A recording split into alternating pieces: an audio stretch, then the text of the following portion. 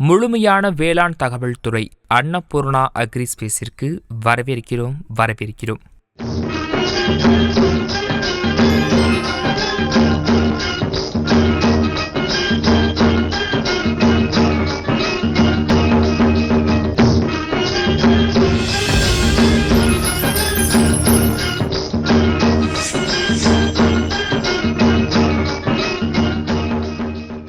இந்த வீடியோவில் நாம் இரண்டாவது சத்துக்களில் ஒன்றான கந்தகத்தை பற்றி நாம் அறிந்து கொள்வோம். கந்தகம். தாவர வாழ்வில் கந்தகத்தின் பங்கு என்ன? அதன் குறைபாடு இருந்தால் என்ன நடக்கும்? இதை பற்றி நாம் தெளிவாக பார்ப்போம்.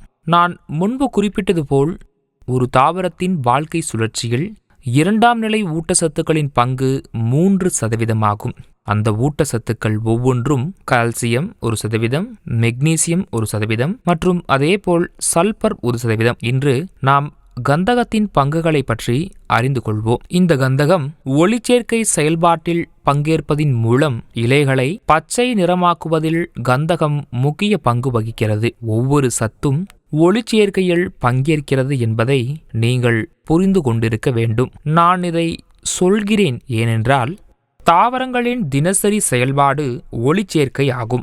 இந்த செயல்பாட்டில் பல அடிப்படை ஊட்டச்சத்துக்கள் ஈடுபட்டுள்ளன. அனைத்து அடிப்படையான ஊட்டச்சத்துக்களும் நேரடியாகவோ அல்லது மறைமுகமாகவோ இதில் பங்கேற்கின்றன. எனவே இந்த ஒளிச்சேர்க்கை செயல்பாட்டில் உள்ள அனைத்து அடிப்படை ஊட்டச்சத்துக்களும் நேரடியாக கிடைக்க வேண்டும். அதேபோல் கந்தகமும் கிடைக்க வேண்டும். இந்த கந்தகம் ஒளிச்சேர்க்கை செயல்பாட்டில் இதில் கலந்து கொள்வதன் மூலம் இலைகள் பச்சை நிறமாக மாறுவதில் முக்கிய பங்கு வகிக்கிறது. மாக்னீசியம் எப்படி நைட்ரஜனை கிரகிக்க உதவுகிறதோ அதேபோல கந்தகமும் உதவுகிறது. மாக்னீசியம் மற்றும் சல்பர் ஆகியவை நைட்ரஜனை பெறுவதற்கும் அதை முழுமையாக பயன்படுத்துவதற்கும் தாவரத்தின் திறனில் முக்கிய பங்கு வகிக்கின்றன. இது மட்டுமின்றி ஆலையில் வைட்டமின்கள், புரதங்கள் மற்றும் அமினோ அமிலங்கள் உற்பத்திக்கும் கந்தகம் முக்கிய பங்கு வகிக்கிறது. அவரும் நீங்கள் எவ்வளவு தயாராக இருக்கின்றீர்களோ அந்த அளவுக்கு தாவரத்தின் வளர்ச்சி அல்லது இனப்பெருக்கம் சிறப்பாக இருக்கும். அதனால்தான் இந்த கந்தகம் நமக்கு தேவை. எந்த விலையிலும் புறக்கணிக்க கூடாது. முக்கியமாக அதில் குறை இருக்கக்கூடாது.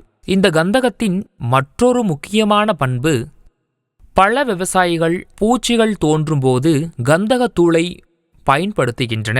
இது ஹாய் போன்ற ஊட்டச்சத்துக்களால் நிரப்பப்படுகிறது.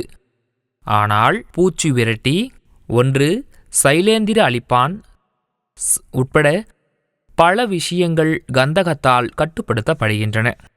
எனவே இந்த பூச்சிகளின் தாக்கத்தை குறைக்கிறது. கந்தகம் 2 வழிகளில் பயன்படுத்தப்படுகிறது. ஒன்று ஊட்டமாக பயன்படுகிறது, மற்றொன்று பூச்சி விரட்டியாக பயன்படுகிறது. பூச்சி கட்டுப்படுத்தியாக பயன்படுகிறது. தாவரத்தின் வாழ்க்கை சுழற்சிகள் 2 விதவிதமாக பயன்படுத்தப்படுகிறது. எந்த சூழ்நிலையிலும் அத்தகைய கந்தகத்தை நாம் புறக்கணிக்க கூடாது. செடியின் வளர்ச்சி நிலையிலும் பூக்கும் நிலையிலும் கந்தகம் தேவைப்படுகிறது. பூக்கும் நிலையில் மொட்டு மற்றும் தண்டின் நடுவில் உள்ள வலுவான பிணைப்புக்கு இந்த கந்தகத்தின் பங்கு முக்கியமானது.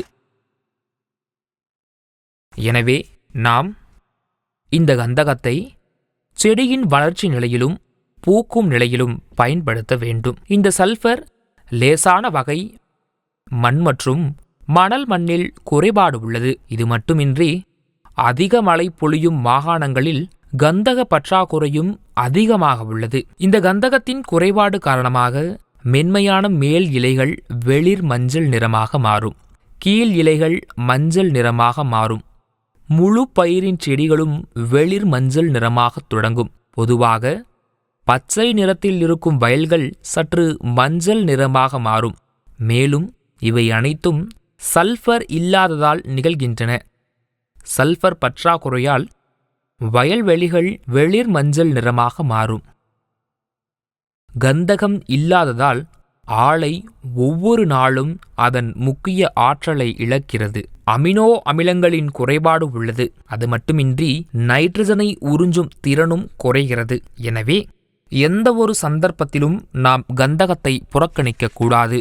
இது வளர்ச்சி கட்டத்தில் பயன்படுத்தலாம், பூக்கும் நிலையிலும் பயன்படுத்தலாம். இது போன்ற 2 சூழ்நிலைகளிலும் இதனை பயன்படுத்தலாம்.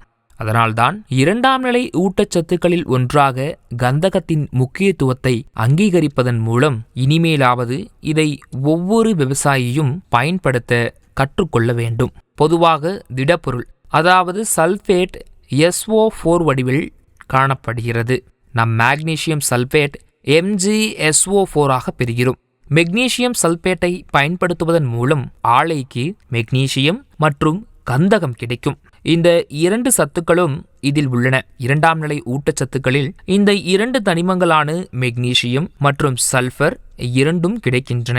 MgSO4 காற்று வடிவில் இருந்தால், எனவே சல்பர் டை ஆக்சைடு SO4 வடிவில் நாம் பெறுகிறோம்.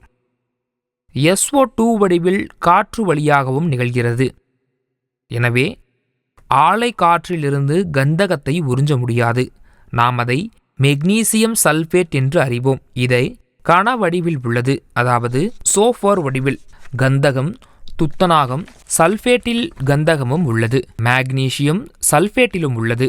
கந்தகம் சல்பேட்டை இவ்வாறு பயன்படுத்துவதால் கந்தகம் கிடைக்கிறது. கந்தகம் குறைபாடு கடுமையாக இருந்தால் சல்பர் 80% அல்லது 90 முதல் 80% வரை உள்ள பொருட்கள் சந்தையில் கிடைக்கின்றன. நிலத்தில் 3 முதல் 4 கிலோ வரை பயன்படுத்துவதன் மூலம் தாவரத்தின் கந்தக பற்றாக்குறையை பூர்த்தி செய்யலாம். எனவே 2ஆம் நிலை ஊட்டச்சத்துக்களில் ஒன்றான இந்த கந்தகத்தை ஒவ்வொரு விவசாயிகளும் தாவரங்களுக்கு வழங்குவதன் மூலம் தாவரத்தின் அனைத்து வாழ்க்கை செயல்முறைகளும் நன்றாக நடைபெறும். நமக்கு நல்ல மகசூலும் கிடைக்கும். கந்தக பற்றாக்குறையால் நாற்காலியில் கூட செடிகள் வெளிர் மஞ்சள் நிறத்தில் தோன்றும். அது மட்டுமின்றி தாவர வளர்ச்சி முற்றிலும் நின்றுவிடும். அதை மைய வளர்ச்சி என்கிறோம். இலைகள் வேரூன்ற தொடங்குகின்றன. வளர்ச்சி இல்லை. ஏனென்றால் இலைகளில் பசுமை உருவாகாது. ஆலை வெளிர் மஞ்சள் நிறமாக மாறும். இதனால் வளர்ச்சியும் நின்று போகிறது.